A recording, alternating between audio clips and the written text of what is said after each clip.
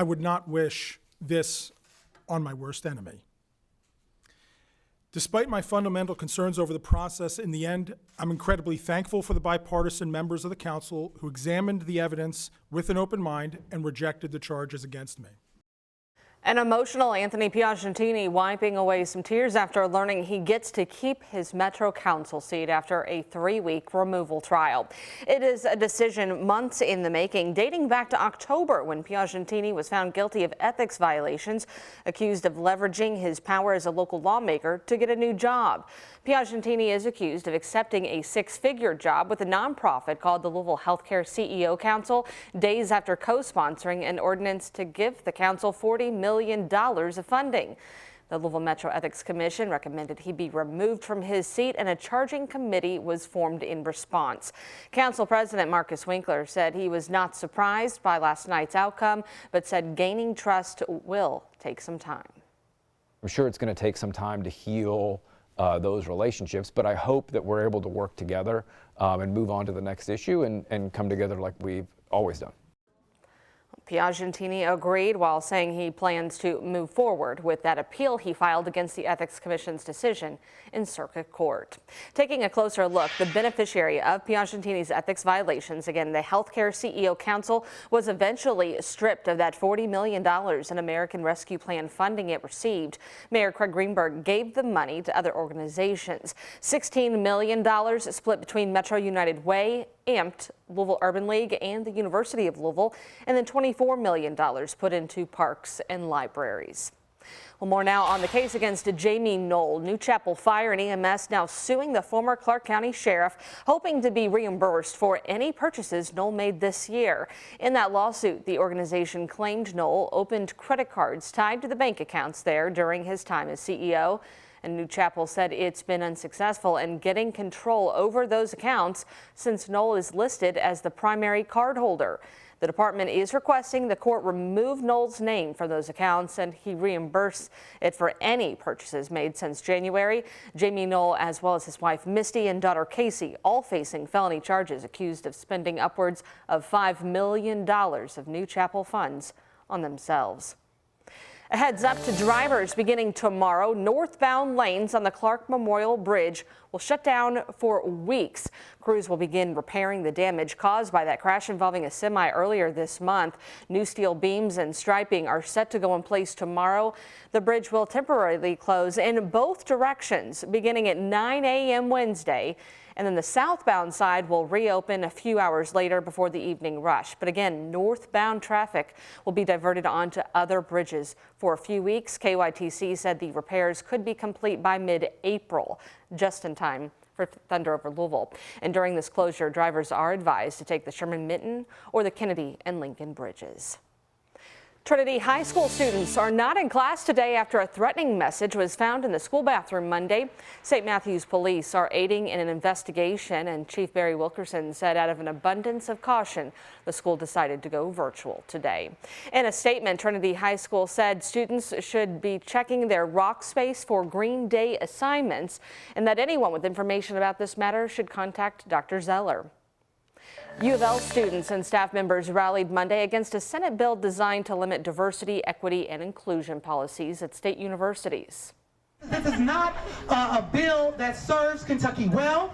It doesn't serve us now, and it won't serve us well in the future. About 100 students marched to U of L's administration building and called on the university to condemn legislation the bill passed in the House just last Friday and awaits passage from the Senate before it can become law. The university did respond to this rally, saying in part, "We firmly believe that you cannot deliver a high-quality university education without a diverse classroom and campus, inclusive of all demographics, identities, and ideologies. Only in such circumstances and with such experiences will our students be prepared to foster their own and others' excellence in a diverse global economy." Indiana's governor just vetoed an act that would define the term anti-Semitic in the state. In a statement Monday, Governor Eric Holcomb said the language was confusing. So the governor vetoed HEA 1002 and instead signed his own proclamation condemning all forms of anti-Semitism.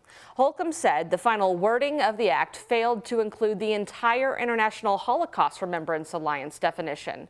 and lawmakers had finalized that act cutting out mentions of Israel, fearing it would label criticism of Israel as anti-Semitism. But Holcomb added it back into that proclamation. So then we heard from the Indiana Muslim Advocacy Network, who disagrees with the governor, saying from the beginning, we have made it clear that the examples referenced by this definition could be used to stifle freedom of speech in schools and on college campuses by labeling the criticism of Israel as anti-Semitic. The Governor Holcomb's proclamation disregards our meritorious concerns. Over in Frankfort, a Republican-backed proposal to make Kentucky safer is raising concerns with a conservative criminal justice group. House Bill 5, also known as the Safer Kentucky Act, is still working its way through the legislative process. One of its focuses is increasing penalties, including a 3 strikes provision and criminalization of street camping. We spoke with Joey Cromley, the Kentucky State Director for Right on Crime, which is an advocacy group pushing for conservative criminal justice solutions. He said without the proper staffing, the bill will not effectively prevent violence. And I think until we plus up the number of police officers, until we enhance some of their training, until we add detectives, we're really never going to get ahead of crime such that we're deterring it. We're punishing it in this bill. That's a fact. But not deterring. But that's about all I can say. We did ask Kentucky Governor Andy Beshear about the Safer Kentucky Act and whether he'll sign legislation should it reach his desk. He said he has not seen the most recent version of this, but one part is questionable. We expect if House Bill 5 becomes law, there's going to be a significant increase in corrections costs. Our budget does not include those, and there's an actual limitation for what overruns can be without calling a special session of the General Assembly. So if they're going to ask the executive branch to house more inmates, they're going to need to provide the funding to do it. Establishing their first. That bill currently sits in the Kentucky House for final approval. If passed, it will head to the governor's desk. Well, Beshear also unveiled his top priorities for his second term, saying he wants to continue what he calls Kentucky's economic win streak. He made those comments at a Capital Connection event put together by Greater Louisville, Inc., and said growth we're seeing right now will help future generations. Economic development is a team sport. It takes the state, it takes the city, it takes GLI, it takes each and every one of you in this room that help in some way. I mean, we get way too caught up on credit when every economic development announcement is a chance for a family to change the course of their lives and to make intra-generational change.